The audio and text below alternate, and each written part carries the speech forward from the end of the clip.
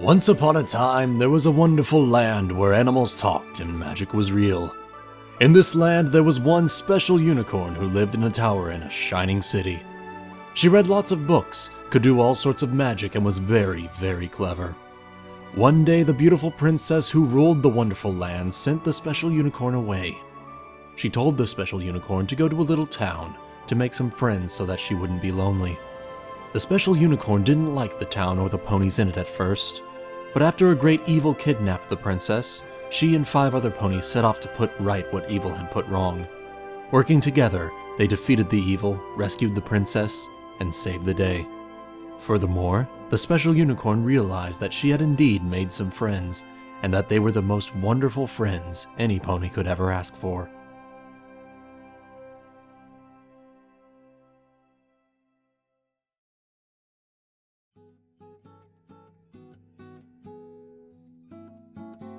Pinkie didn't need an alarm clock. Her internal clock kept her up to date with when she had to be up and ready to face that day and have fun instead of lounging about like a sleepyhead. The life of a baker traditionally involved extremely early mornings. As an apprentice, Pinkie translated this into an even earlier start, as she proceeded the cakes downstairs each day to have coffee waiting for them on the counter when they bravely stumbled in. Neither cake had the heart to tell her that her coffee was less than bitumen dissolved in stagnant water, and so every day proceeded that same way. A bright and early worker was one who baked her landlord's worm, or something like that. Except, however, for this morning. This morning, there was no coffee on the counter when Mr. and Mrs. Cake stumbled in. There was no bright or cheery smile to greet them. No pony wagged sugar-pink hooves in Pound and Pumpkin's face, or blew raspberries on their fat little bellies to make them giggle. Pinkie? Cupcake tapped lightly on the bedroom door with a hoof. After a few moments, she eased it open and peered around the edge. Typical mess greeted her. Pinkie, like most creative minds, arranged her life into organized chaos that no pony but she could understand. Pinkie Pie? The lump in the bed moved. Sunlight peeked through the curtains, which hadn't been thrown back to greet the dawn. Cup bit her lower lip in concern. Oh dear. She murmured as she picked her way through the debris. Pinkie, sweetie, are you feeling okay? The lump groaned. Oh dear, sweetie, are you sick? Does your tummy feel achy? Despite Pinkie's laudable ability to consume massive amounts of sweets, even she had her limits. More than a few candy wrappers were scattered around, many of which had not been here the last time Cupcake crossed the threshold. No. The lump half turned towards her, then flopped back into place like a beached whale trying to struggle back into the ocean. Pinkie dear, you're going to have to uncover your face so I can hear you. Cup advanced on the window and pushed back the curtains to let in some light. My back hurts. Pinkie murmured as she extricated her head from her bedclothes. And not like when my pinky sense is telling me the river's going to burst its banks. It just hurts. She sounded listless and totally unlike herself. Usually, Pinkie was the last pony to be deflated by anything. She had faced down tyrants, evil bug queens, wild manticores, hydras, and dragons, all with a smile more durable than concrete. The only thing Cupcake had ever seen affect her was when something threatened her friendships. Pinkie valued her friends more than her own life, and took tribulations to heart in a big way. It seemed preposterous that something like a sore back could rob her of the smile even Nightmare Moon couldn't snuff out. Cup laid a gentle hoof on Pinkie's foreleg. You do feel a bit warm, but that might just be the blankets. Do you feel well enough to sit up? I think so. My joints are a bit squiggly and the light makes my eyes twinge, but not in a throwy-uppy way. Awkwardly, Pinkie reached behind, trying to scratch up her back. Cup frowned. She had assumed sore back meant something spinal. Evidently, she was wrong. Turn onto your tummy, dear. Let me have a look. It could just be a rash. Maybe you sat in some poison ivy when you helped Fluttershy count those bunnies yesterday. Or you maybe ate something that didn't agree with you. Vegetables, perhaps? Unless food had sugar on it, in it, or under it, Pinkie wasn't interested. The only unsweetened thing she voluntarily ate were apples from Sweet Apple Acres, and that was more to do with pleasing Applejack than because she preferred them over cookies. Cupcake knew that while growing up, Pinkie's life had lacked much sweetness in any form. It wasn't something that was talked about much, but she and Carrot knew that their apprentice's life had not been an especially happy one before she came to Ponyville. In the beginning, when the bouncing pink pony first arrived on the doorstep of Sugar Cube Corner clutching an ad for a room for rent, the Cakes had tried to ask what prompted her to come to Ponyville. Pinkie had mentioned a rock farm, something about rainbows and parties, and a fresh start. But her answers had ranged from vague to so off-topic it seemed until the next day, when the paperwork was already signed, that either of them realized she had never actually answered the question. At some point, the why had ceased to matter. Pinkie was like that. She inserted herself into your life so completely that even those who didn't like her didn't want to be without her. Cup wasn't sure whether it had been herself or Carrot who had broached the idea of taking on an apprentice, or which of them had run the idea by Pinkie as she clattered downstairs again on her way to look for a job. The who of it didn't matter either. What mattered was that the offer was made, and Pinkie took up a place in Ponyville that seemed to have been custom designed for her. She fitted into the community so snugly that it shocked ponies when they learned that she wasn't originally from there. Pinkie turned awkwardly onto her stomach. Cup leaned over her, pushing aside bedclothes and clouds of pink mane to get a better look. She sucked in a small alarmed breath. What? What is it? Pinkie asked. She tried to lever herself up, but Cup pressed her back down. I'm not sure. I think it might be a wart. Warts? Pinkie didn't screech, but she gave a reasonable, albeit weak voice facsimile. I have yucky warts on my back? Oh, yes, well, maybe one. Cup paused. A pretty big one. Oh dear. In truth, it only looked a little like any wart she had ever seen. For one thing, warts usually pushed up in the bare skin between hairs, unlike the nubby little protrusion on Pinkie's upper back. Cup prodded it experimentally. It reacted like fur-covered jelly, quivering a little. Pinkie wriggled. That feels weird. Does it hurt? A little? Pinkie wriggled some more, hooves flexing as she desperately wanted to scratch the wart thing. Mostly it just feels weird. I think perhaps I should call a doctor to make an appointment for you. Cup backed towards the door, resolving to wash her hooves before heading downstairs where they kept the phone. Pinkie pushed herself up on her forelegs so that her spine curved like a cat stretching after a nap. She looked like she was trying to work the kinks out. Except that silhouetted against the window like that, Cupcake thought, the little lump looked even more noticeable.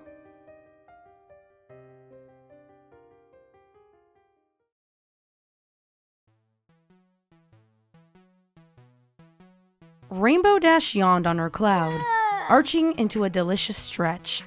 She immediately curled into a ball, grabbing a hoofful of white fluff, and tugged it over herself like a blanket. Earlier shifts were her least favorite part of Weather Patrol. While other ponies were still in bed, she and her team were busting the sky in preparation for the day to come. It was especially bad in winter, when flashlights and reflective vests still didn't prevent the mid-air collisions in the dark. Autumn wasn't too bad though, and in a few weeks, she would need to find her vest once more. Joy.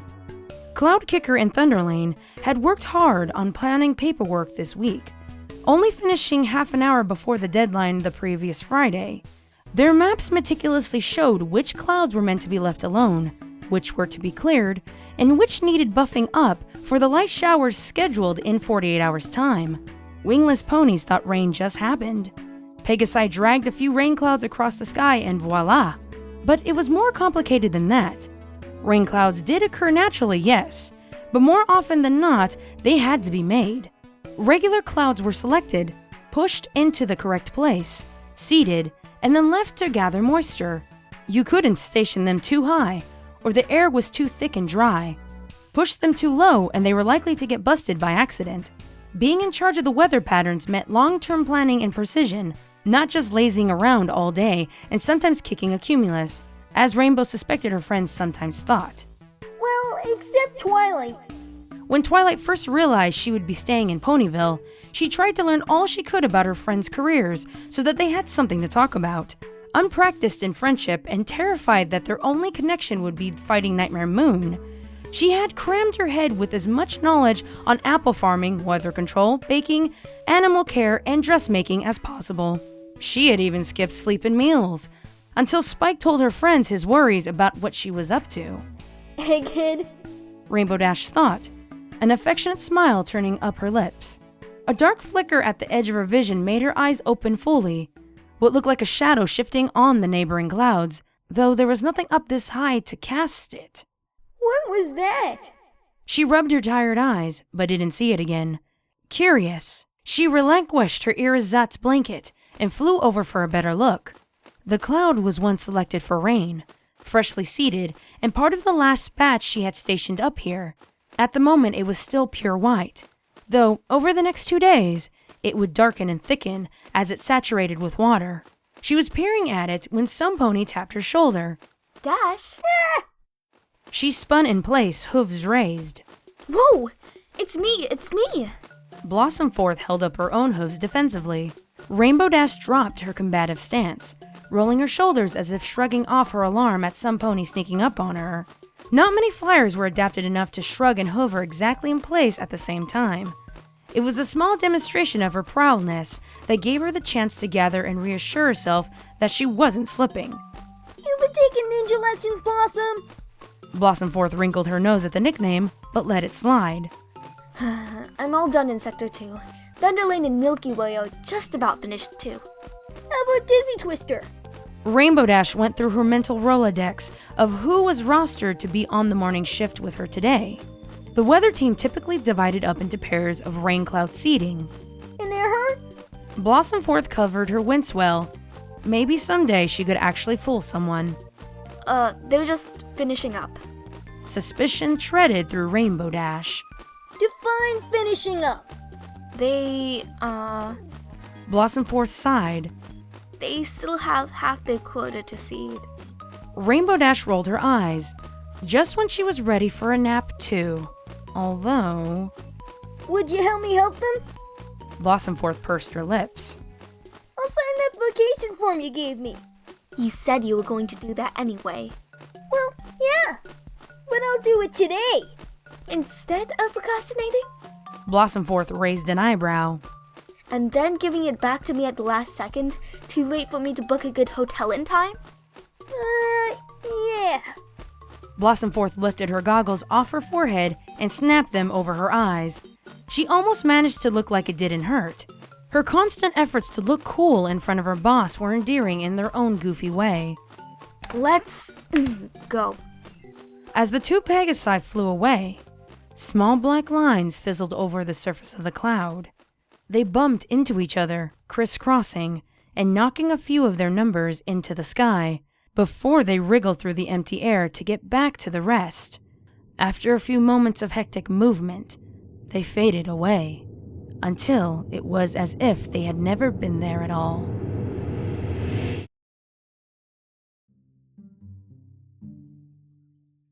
Dr. Horse scratched his chin and surveyed his patient.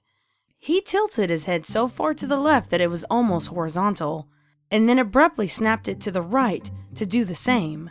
The pony on the stool before him squirmed so much she practically vibrated. Please sit still, He muttered for the umpteenth time. Whoopsie doodle. She murmured. Her squirming receded to mere manic fidgeting. So what do you think, Doc? Will I ever play piano again? What? He shook his head against the ridiculous question. I'd like to run a few tests. Just not math. I'm awful at math. All those numbers make my brain go squidge.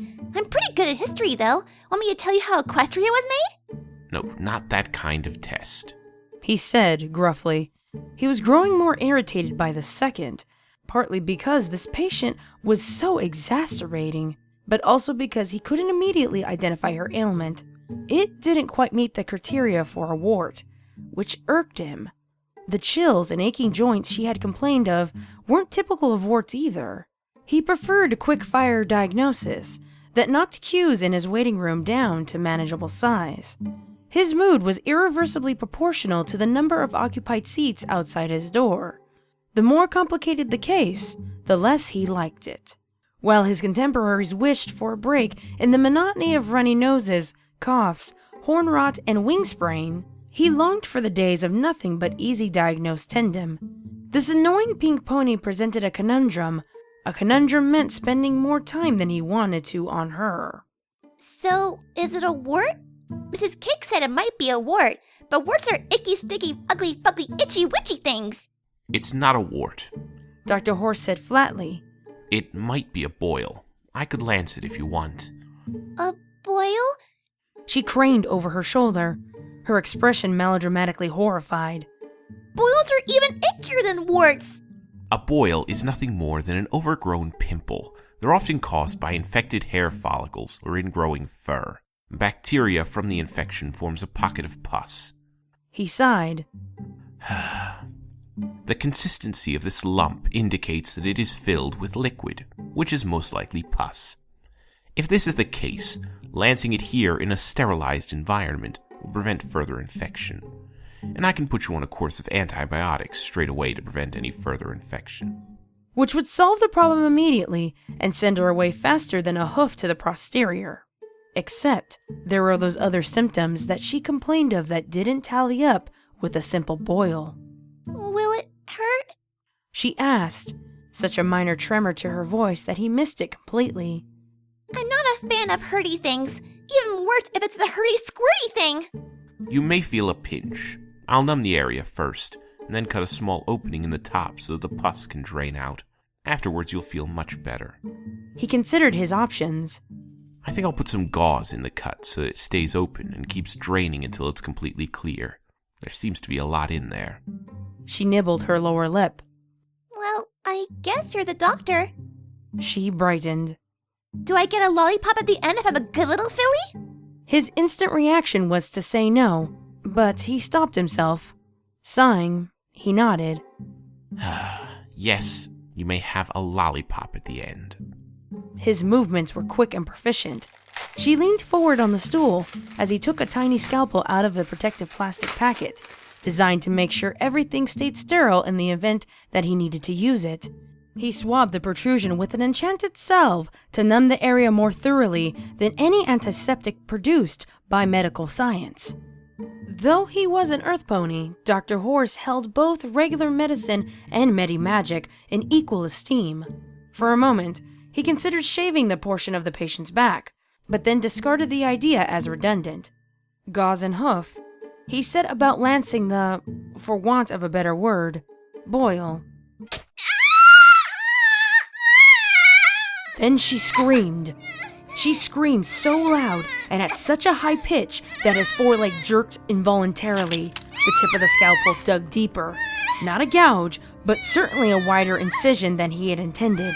She screamed like he had tried to reach through the back of a rib cage and cut out a lung. His eardrums felt like they were vibrating. Reflexively, he withdrew the blade, anticipating an explosion of pus. Instead, a trickle of blood ran down her back. It was thick and so dark, it appeared black in the harsh overhead lighting. I thought you said it wouldn't hurt much. Her breath came in short, rapid gasps. It shouldn't. I numbed the area. The salve was the best on the market, produced in Canterlot by the foremost research unicorns at the Royal University. There was no way she could feel anything through its effects. No way. It hurts. She moaned. Like burning. Dr. Horse made a snap decision. Putting his scalpel down and snatching up a wad of cotton padding he had prepared for afterwards, he pressed it against the cut to stem the flow of blood. Then he thrusted the gauze already in his hoof on top of it. This he bound down with several strips of medical tape, compressing the steam-white wad to form a plug. The patient groaned. Despite her obvious pain, she reached behind with one forehoof and tried to prise off the wad. Too tight. She whimpered. It needs to be tight. He said briskly. This was not what he had expected. The fact that the lump was so sensitive even through the enchanted salve was startling. Past his irritable desire for speedy consultations, the revelation made him stop and reconsider. This was beyond his ken. He needed a second opinion. Miss He glanced at her notes. Miss Pie, I'm going to write you a letter recommending that you see my colleague at Ponyville General Hospital. Hospital? She said weakly, still puffing in the waves of pain emanating from her back. For just a boil? Loath as he was to admit, Dr. Horse shook his head. I don't think it is a boil. Regular boils didn't split out black blood or resist anesthetizing salve. In his experience, the only thing that could resist magic were also magical in origin. He gritted his teeth. In point of fact, I'm not sure what it is. Therefore, I'd like you to speak to my colleague. He trotted to his desk and scrawled out something only another doctor would be able to read. Take this. Go straight there. I'll telephone through to let them know you're coming. So soon? She stared at the paper he gave her. Applejack always has to wait ages and ages and ages and ages and ages and ages for hospital appointments when her hips hurt from apple bucking so much. She says the equestrian health service moves slower than molasses running down a tree in midwinter. Well, how eloquent of her. Dr. Horse resisted the urge to say something acerbic.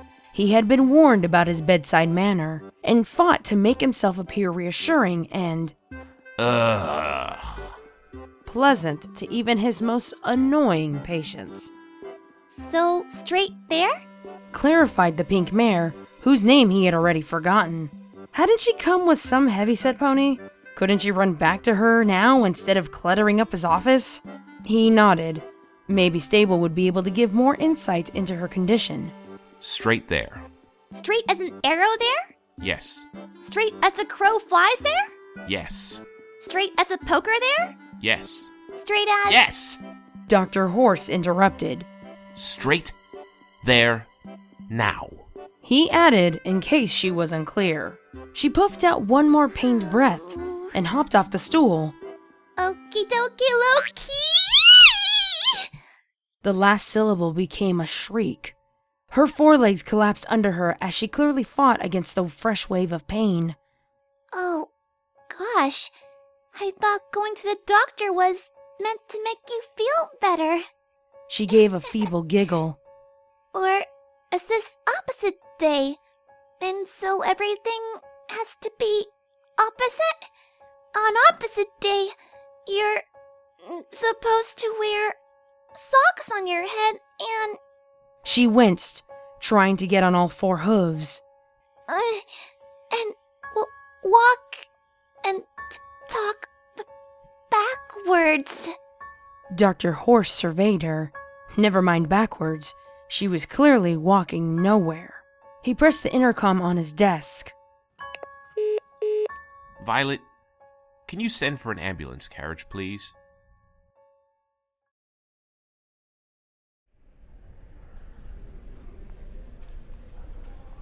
Cupcake pressed the payphone to her ear. Yes, Carrot.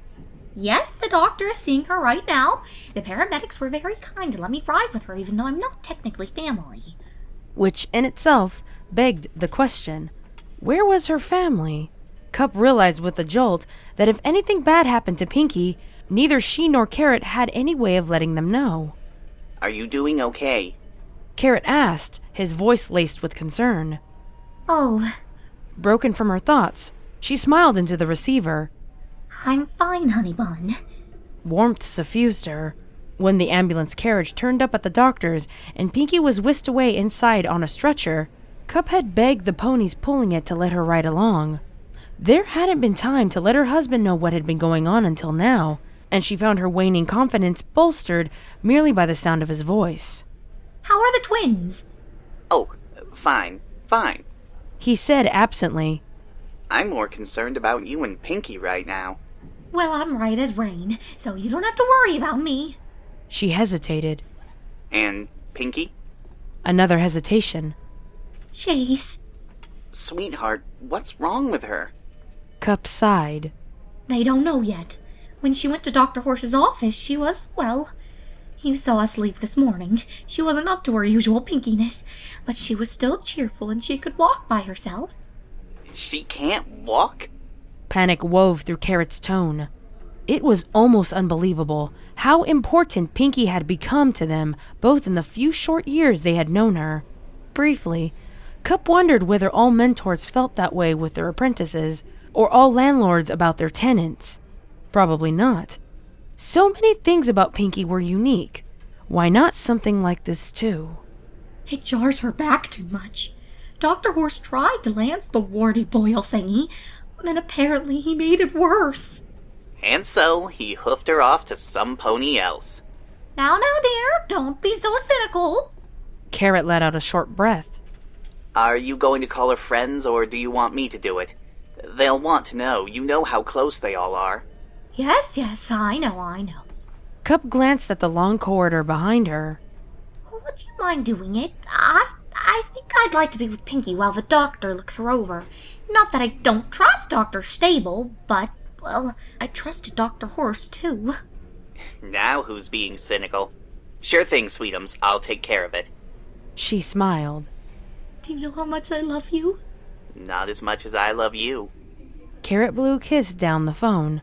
After over a decade of marriage, he could still make her blush, even long distance. Take care, sweetums. Call me the minute you know what's going on, okay? I will. She promised and hung up the phone. The bits she had inserted into the slot clattered through its insides. For a moment, she stared at the thing. Despite her words, she was unwilling to turn around and go back into the little consultation room where Pinkie awaited the doctor's verdict. She had a sudden bad feeling, and didn't think it was just because she had missed her morning coffee.